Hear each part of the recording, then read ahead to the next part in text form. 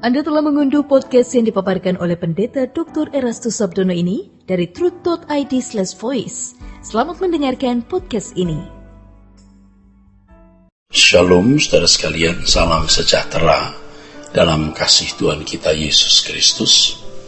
Kebenaran hari ini de facto, secara de jure atau secara hukum, salib Kristus telah membebaskan kita dari segala dosa yang kita lakukan. Hal ini memberi peluang orang percaya diperdamaikan dengan Allah. Tetapi kenyataannya secara de facto manusia harus berjuang mengubah diri dengan fasilitas keselamatan yang Allah berikan, yaitu Roh Kudus yang menuntun kita kepada seluruh kebenaran. Injil adalah kuasa Allah yang menyelamatkan, dan proses pembentukan Allah melalui setiap peristiwa yang kita alami. Fasilitas keselamatan ini disediakan agar orang percaya bisa mencapai kehidupan yang diperdamaikan dengan Allah. Semua ini dimulai dari pihak Allah, bukan inisiatif kita, melainkan inisiatif Allah. Tetapi fasilitas keselamatan tidak bekerja sendiri mengubah orang percaya secara otomatis, tidak bisa. Bukan demikian, saudaraku. Ya, harus ada usaha dari pihak orang percaya untuk mewujudkan perdamaian itu. Orang percaya harus merespon anugerah Allah dengan tindakan, dan itulah iman. Itulah iman, saudaraku. Saudaraku sekalian, kalau orang mengaku percaya dan menerima Yesus sebagai jalan perdamaian, tetapi tidak mengubah diri untuk mengenakan kodrat ilahi, maka ia tidak menemukan kehidupan yang diperdamaikan Allah itu. Ia tidak menjadi manusia sesuai dengan rencana Allah. Ia manusia yang sesuai dengan rancangan Allah yang dapat hidup dalam perdamaian dengan Allah. Saudaraku, karena manusia yang dikehendaki Allah itu segambar dan serupa dengan Dia, jadi sebenarnya orang yang tidak diperdamaikan dengan Allah itu menjauh dari Allah. Orang itu bisa hilang sampai tidak menemukan dirinya sendiri, sebab dia tidak menjadi manusia orisinil seperti yang Allah kehendaki. Jadi ketika seseorang berusaha untuk memiliki kekudusan seperti yang Allah kehendaki, ia sedang menemukan manusia yang Allah inginkan itu di dalam hidupnya. Kalau tidak, maka ia tidak pernah menemukan dirinya sendiri, saudara.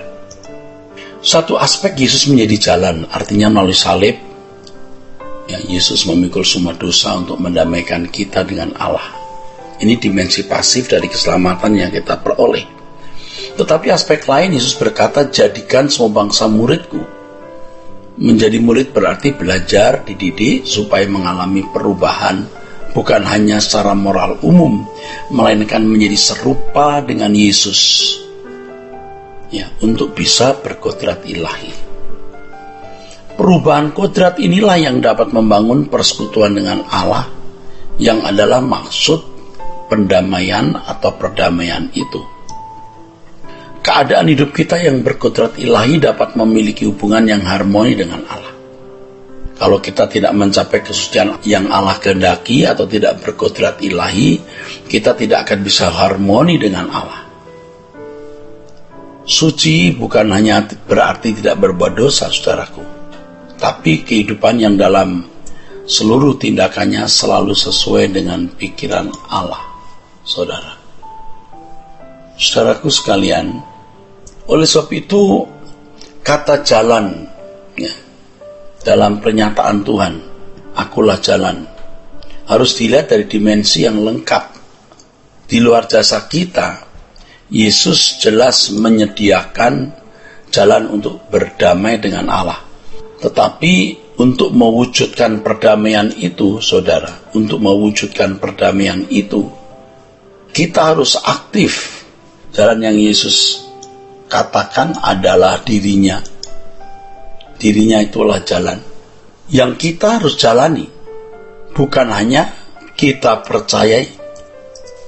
Jadi agar orang percaya sungguh-sungguh memiliki perdamaian atau pendamaian dengan Allah, harus menginvestasikan seluruh hidupnya tanpa batas. Menjalani jalan itu yaitu memiliki kehidupan seperti yang Yesus jalani. Itu butuh perjuangan. Ini bukan sesuatu yang mudah, saudaraku. Bukan sesuatu yang mudah. Tetapi anugerah Allah tidak berhenti sampai di Bukit Golgota. Allah berkenan menggarap kita agar kita mengenakan kodrat ilahi, kodratnya sendiri. Saudaraku sekalian, keaktifan orang percaya dalam menerima penggarapan Allah melalui Roh Kudus di dalam hidupnya, guna perubahan kodrat itu penting. Dan itulah seharusnya menjadi satu-satunya isi hidup kita. Jadi kalau kita menjadi orang percaya, isi hidup kita memang hanya untuk itu. Kita harus berani berkomitmen terlebih dahulu, walaupun kita belum mencapai keadaan ideal yang Allah kehendaki. Kita harus berani berkomitmen untuk hidup tidak bercacat dan tidak bercela, saudaraku, serta meninggalkan percintaan dunia. Komitmen ini langkah awal yang akan mengawali proses perubahan untuk mengenakan kodrat ilahi atau serupa dengan Yesus sebagai jalan.